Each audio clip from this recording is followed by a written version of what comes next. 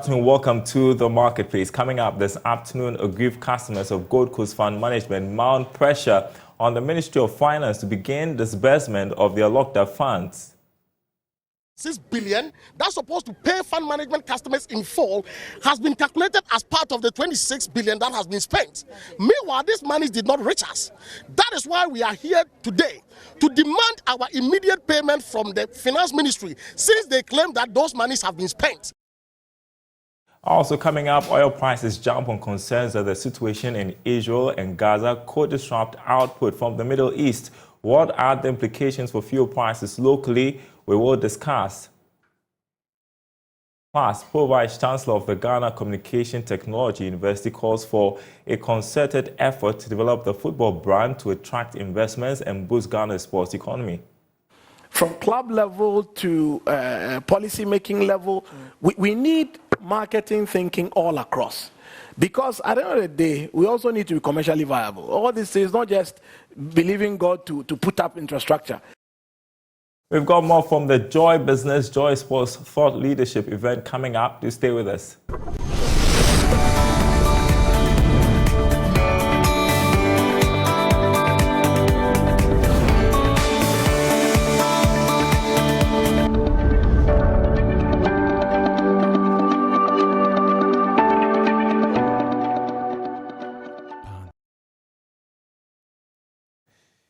And thanks for being with us, everyone. I want to begin with this story that is unfolding. Aggrieved customers of the Gold Coast Fund Management are mounting pressure on the Ministry of Finance to begin the disbursement of their locked-up funds following the collapse of Black Shield Fund Management in 2017. That's formerly Gold Coast Fund Management. Now, the group has picketed the Finance Ministry today, accusing the Minister, Kenneth Foriato, of failing to authorize the disbursement of some monies for customers whose investments were impacted as a result of the financial sector cleanup. Charles Nyame is convener of the group. We are the aggrieved customers of Gold Coast Fund Management. Customers who did investment with Gold Coast Fund Management, owned by Dr. Apako Sindum. The company collapsed as a result of the government policy, financial cleanup exercise. After the collapse of the company, the government made us submit our claims of investment through the various banks of consolidated bank across the nation. After that, the Securities and Exchange Commission came out with a budget of 8 billion Ghana cedis to pay 47 fund management companies whose customers fell to the financial cleanup exercise. After this budget was made, the Finance Ministry and the government allocated these monies in the mid-year 2020 and 2020 main budget. And in fact, they top it up to 8.6 billion. It means that in excess of 600 million. After this 600 million was budgeted for and approved by the Parliament, the first tranche was done in 2020 mid-year budget. That was 3.1 billion. The used it for something that is called partial bailout, which saw investments who gave each investment 50,000 Ghana cedis. Now, the remaining 5.5 billion was approved in 2021 main budget. When that approval was done, there has not been disbursement, but all documents available from the Finance Ministry and the government in the Parliament House and the public domain indicates that the government has spent 26 billion in paying out customers who fell victims to the financial cleanup. And when you try to digest the component of these 26 billion that the government claims it has spent, our approved 8.6 billion that's supposed to pay fund management customers in full has been calculated as part of the 26 billion that has been spent. Meanwhile, these monies did not reach us. That is why we are here today to demand our immediate payment from the Finance Ministry, since they claim that those monies have been spent. They have to give us the money right here, because they have created bank accounts for all these customers standing here across the various branches of the commercial banks, and therefore we expect them to advance money to the commercial banks for them to credit our accounts within these 48 hours that we are going to tarry here. Then we live here. Because we don't expect the government and the Finance Ministry to be so insensitive as to the point as we have exposed them for their greediness of spending our monies without reaching us. Look at the ages of these people standing right here. They are above 60, 70, 80. And if the government will be so sensitive enough to watch on for these people to tarry within the weather, scorched by the sun and stand in the dew for the 48 hours, it will deepen their insensitiveness to the whole world. So that was Charles Nyame, who is convener for the aggrieved customers of Gold Coast Fund Management. We have our eyes on that story for you. We want to turn to another situation unfolding. Oil prices have jumped on concerns that the situation in Israel and Gaza could disrupt output from the Middle East. Brent crude, the international benchmark, has climbed to around $88 a barrel. Let's bring in Dr. Isi Sulemana, who is an energy strategist, also CEO of energy consultancy firm Eureka Solutions. Good afternoon to you. Great to see you. So we just want to be clear. Israel and the Palestinian territories are not oil producers, but the Middle Eastern region accounts for almost a third of global supply, and that creates a big problem, doesn't it? Thank you very much, Daryl, and good afternoon to you and your cherished viewers in Ghana and across the globe. It does create huge problem with potential dire ramifications. Because if you look at the global energy community, energy actually flows from the east to the west. So even though this conflict is remote and just within Palestine region, that is just a minute percentage of the entire GCC state or the oil producing state. However, there could be escalation because there are so many competing interests that are involved. Israel, on one hand, they have a lot of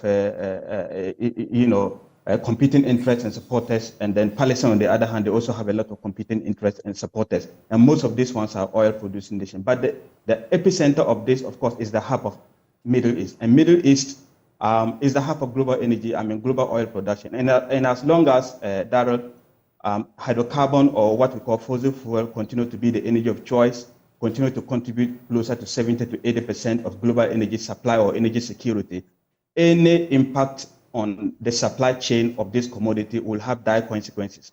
And if I take you back into history, that's number one. Number two, there is a historical precedent or antecedents of this kind of conflict or this particular conflict, though in a smaller dimension. If you notice the 1970s market crash, and one of the major issues that propelled or that catalyzed the crash of the market in the 1970s was the oil embargo.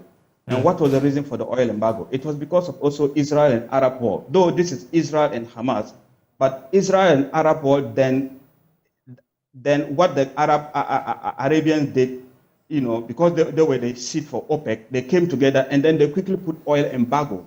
We don't expect that to happen, like I said, because dynamics have changed. But let's say miscalculations could be there. So everybody or pundits or people or oil market activists or oil market watchers who knew about this history will always be sitting on tenterhooks. And the reason being that if there is any miscalculation on each of the parties' side and it actually escalates into a regional conflict, and there is a cut in supply into the global basket, either inadvertently or planned, like what happened in the oil embargo in the 1970s, undoubtedly there will be market crash.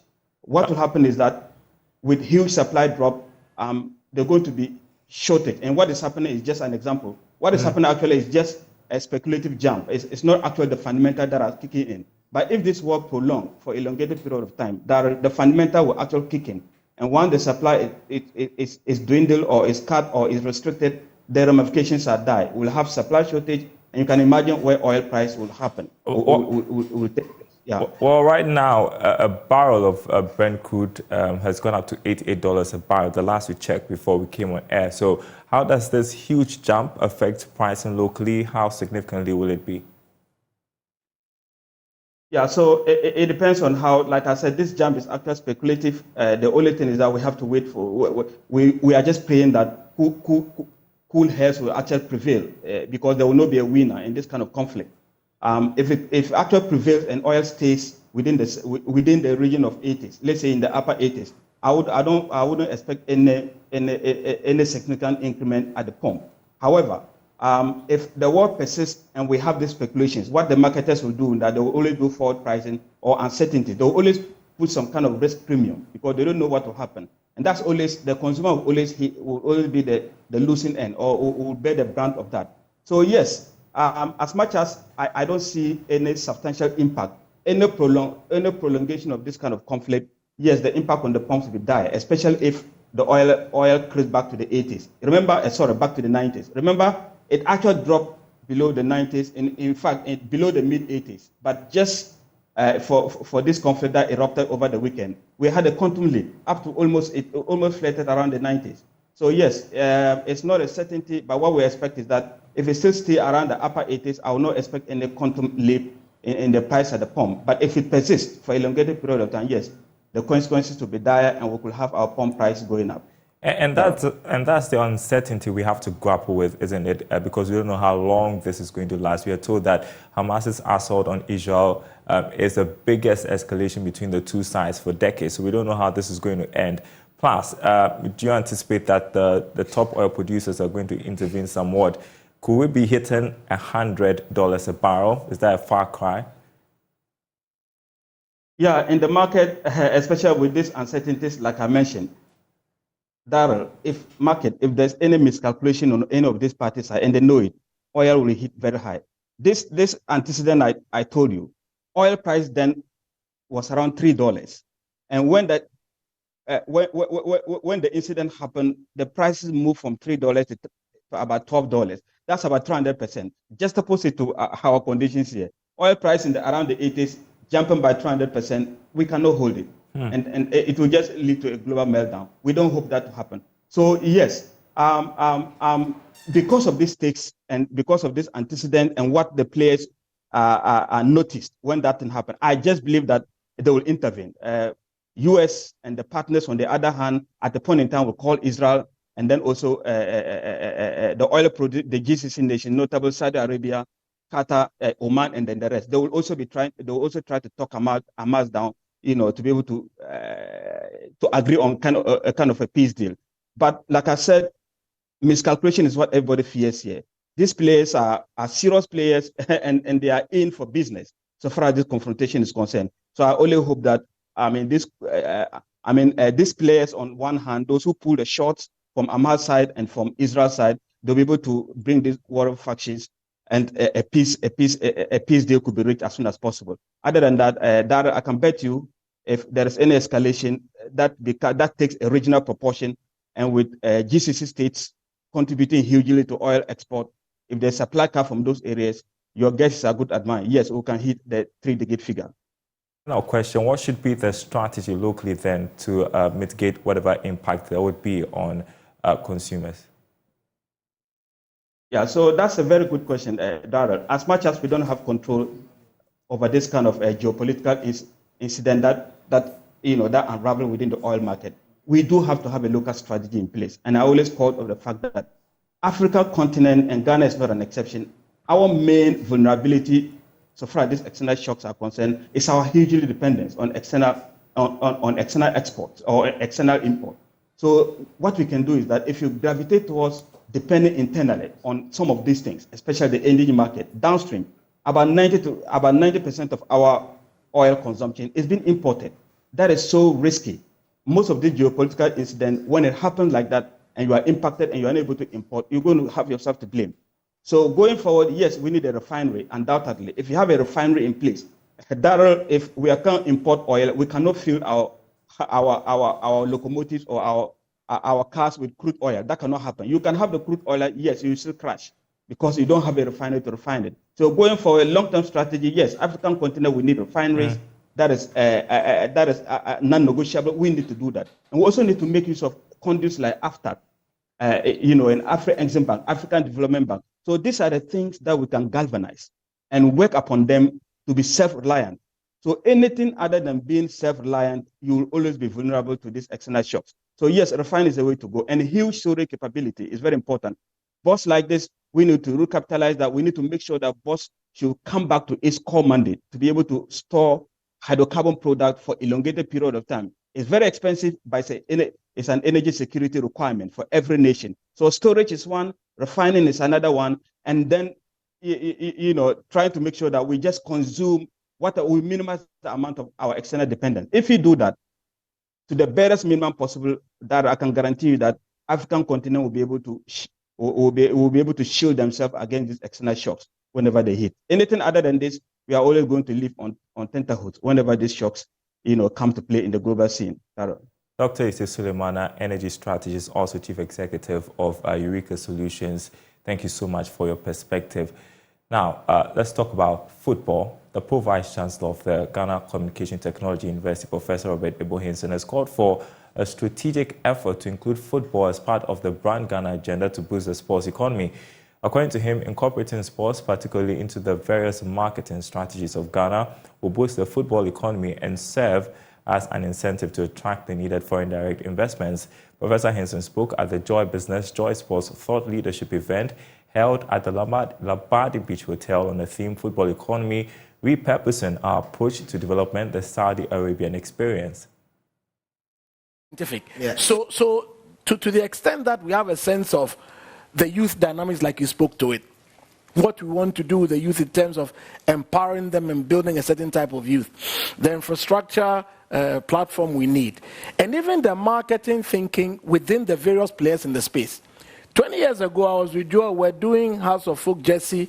Those days it was Kodochu Mbafu, and we're trying to sort of find out how we could take proposals to companies to get them to sponsor House of Folk. This is 20 years ago in Adabraka, behind the rallies secondary school originate. So it's not as if we haven't made attempts.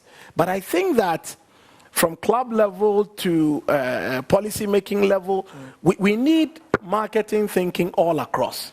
Because at the end of the day, we also need to be commercially viable. All this is not just believing God to put up infrastructure. At the end of the day, Daniel must make some money. I mean, it might not be short term, but even with a long term horizon, at a point, we need some payback. So for me, we need to start defining at a very basic level what exactly is the football product in this country. Is it just the players? Is it just the pitches? Or is it all the merchandise and the memorabilia? There's a discussion to be had around all that. 20 years ago, I went to Singapore. I was working with Honorable Kwamna Bartels. I was technical advisor for innovation and entrepreneurship. So I got into Singapore and we were watching football at 2 a.m., 3 a.m. And everybody was watching. The pubs were full. They were watching Premiership. Premier League, yeah. Exactly. I remember there was a shop in front of our hotel where they were selling Man U t-shirts for $99 a pop. It was full every day. And the shirt is £40 in the UK. Why is it $99 in Singapore? Because in Asia, the following is unimaginable. So they built a brand to the point where it's being consumed internationally, even more than at home in terms of merchandising and memorabilia. So I think marketing at a local level, club level, marketing to build the brand on the continent, marketing to build the brand globally is something we should think about. From the Ghana Tourism Authority to the Export Promotion Authority to the Investment Promotion Center to free zones, all the agencies in Ghana are responsible for marketing Ghana abroad. Maybe sports should be part of the Ghana mix we send out at a very conscious level. So that it's not just we are hoping. It should be part of it. Because what I've also realized is that unlike South Africa, that's for instance Brand South Africa, we don't have a concerted singular nation brand proposition. Okay. So GIPC has its own thing, GP has, and I'm not saying it's good or bad, please, I'm here to, I like peace, so I just here to sort of, I don't have a commentary on whether it's good. I'm just saying that. You're just stating the fact. I'm just stating the fact. And exactly. I'm saying that to the extent that we don't have one Brand Ghana office, okay, let's try and include sports or football into the GIPC proposition, into the export promotion proposition, into free zones, into Ministry of Foreign Affairs, into Ministry of Trade. Anytime we get the chance to engage, let's look for investments and build solid business cases for getting the investments to take the football agenda forward. I think that kind of thinking would grow the brand locally and then make us internationally relevant as well.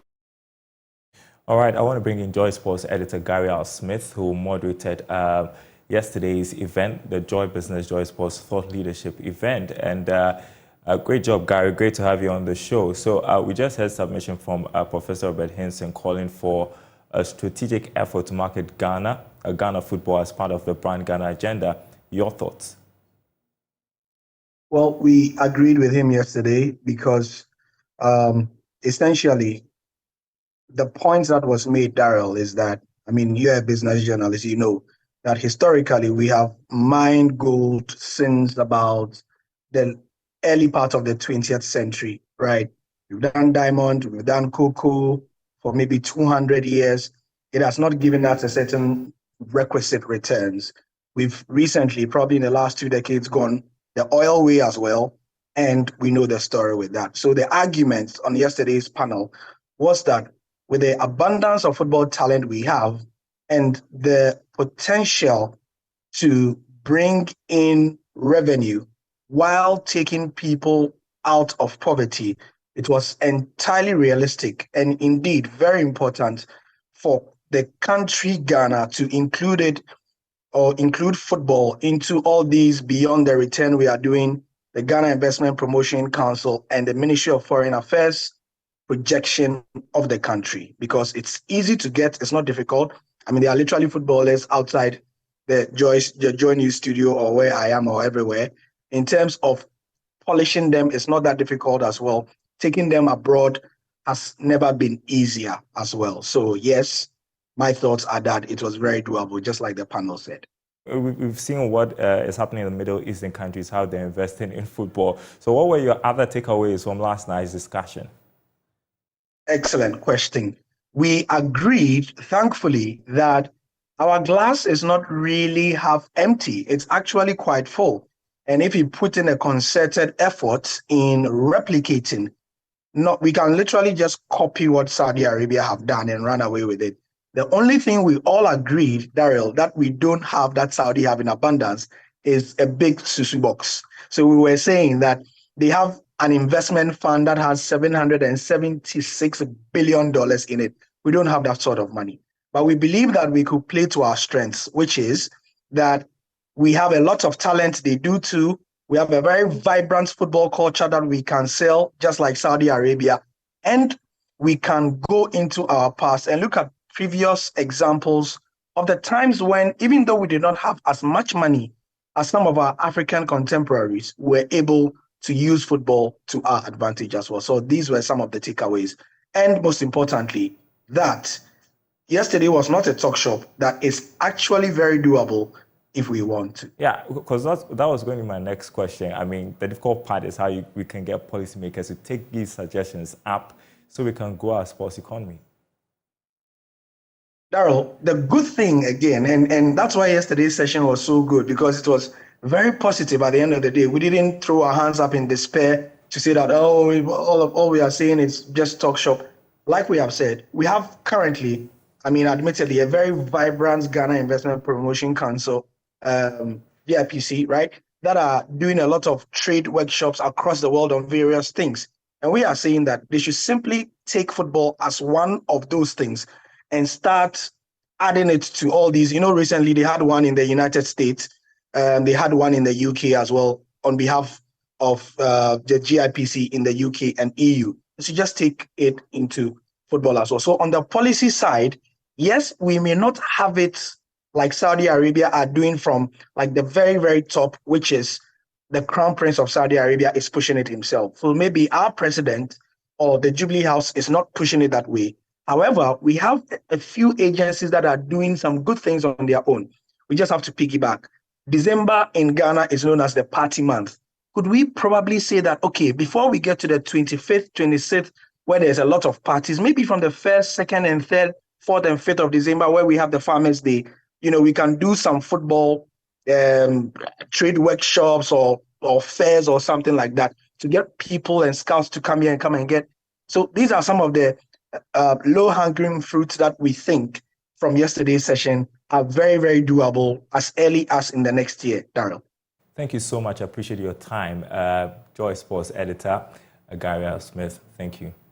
Now, as part of activities to mark the Cybersecurity Awareness Month, telecoms company MTN organized a debate for students of the Osu Presby Senior High School. According to Senior Manager of Information Securities at MTN, Jacqueline Hansen-Kote, it is critical for individuals and businesses to pursue investment in cybersecurity to safeguard their activities online.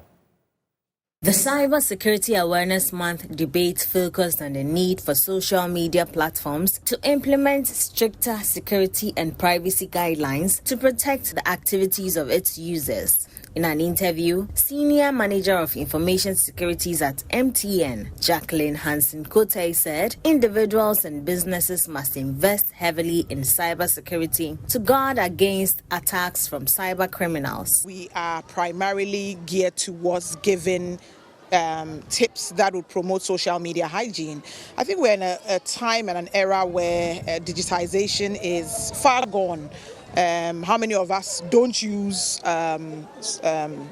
smartphones? Everybody uses a phone, everybody uses a smartphone, and I think the onus and the responsibilities are upon us to keep ourselves safe while we are browsing the net, while we are using all the digital tools. So I think it's necessary that we make some noise about how we stay safe on the internet while using the tools. I think it's important that the young people at an early age employ or adopt cybersecurity hygienic practices, and are hygienic in all that they do in terms of using digital tools on the internet, smartphones, laptops, and the like.